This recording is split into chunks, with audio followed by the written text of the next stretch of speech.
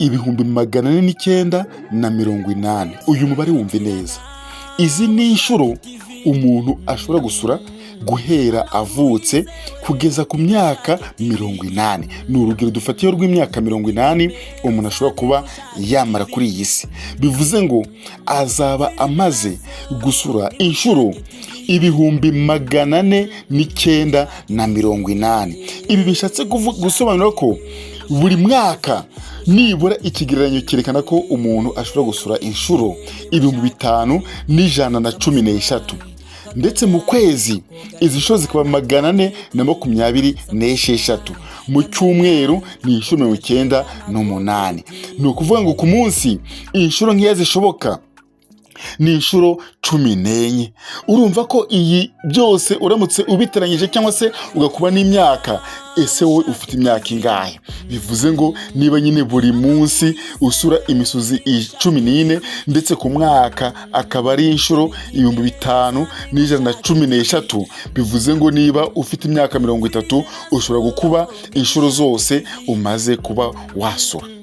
Gusura rero ntibivuga ko kuba umuntu ari muto cyane cyangwa se ananutse ashobora gusura imisozi itandukanye n'iy'umuntu ubyibushye, cyangwa se kuba umuntu afite amabuno manini cyangwa se afite tayi nini cyangwa se nyashi ngo bivuze ngo niwe uzasura imisozi myinshi. Oya, ahubwo ni ukuvuga ngo uko byagenda kose buri wese ku myaka n'ikigerero agiye ariho nyine azasura iriya misozi uko nyikubwiye hariya, kubera ko iyi misozi igenda ihindagurika bitewe nyine n'imyaka cyangwa se n'ikigero cy'umuntu arimo. Ntabwo rero bigendera kuba umuntu ari mutoya cyangwa se afite uruhu cyangwa se imbavu cyangwa se nyashi ntoya. Oya, ahubwo uko byagenda kose bizagenda bikurikiza imyaka. Dufate urugero, impinja ndetse n'abana kugeza ku myaka 5. Ahangaha impinja zisura kenshi cyane kubera ko nyine amara yabo aba akura kandi banywa amata gusa. Ni ukuvuga ngo rero kumira umwuka mwinshi mu gihe bonka cyangwa se barira, biriya nyine bishobora gutuma imisozi yiyongera cyane.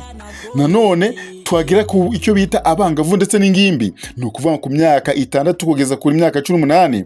Ahangaha imisozi none iriyongera kubera guhindagurika cyangwa se guhindura imirire n'imikurire y'umubiri.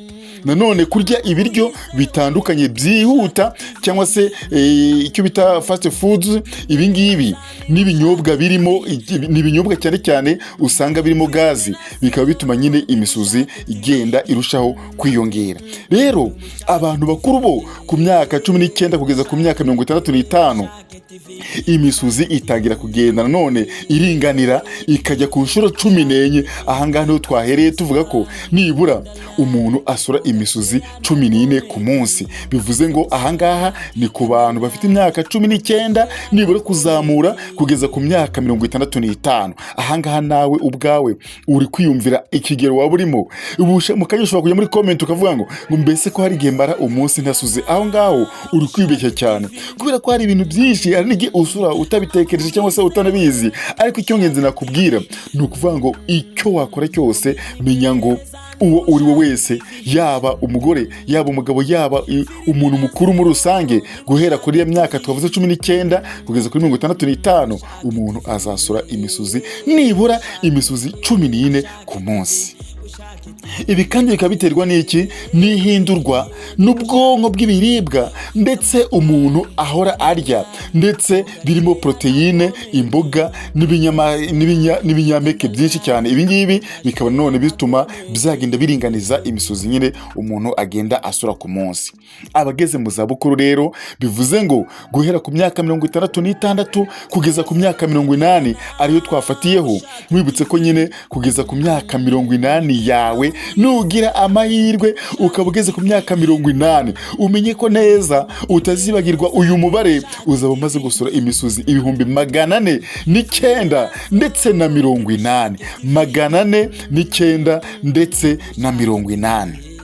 bivuze ngo rero ku myaka 66 kugeza ku myaka 80, ahangaha imisuzi igenda gake cyane, ndetse bigatuma imisuzi ibasha kuba yagabanuka, ariko ni ukuvuga ngo uko byagenda kose ntabwo izajya munsi nyine ya 14. Ibi ngibi nanone kandi bikaba biterwa nuko imitsi y'igogora n'isazi zo mu nda nyine ziba zaratangiye kugabanya umuvuduko wazo, ndetse nanone kandi bigatuma imyuka itinda mu nda ikaba nyine myinshi cyane, igatuma nyine imisuzi igenda irushaho kugabanuka uko byagenda kose.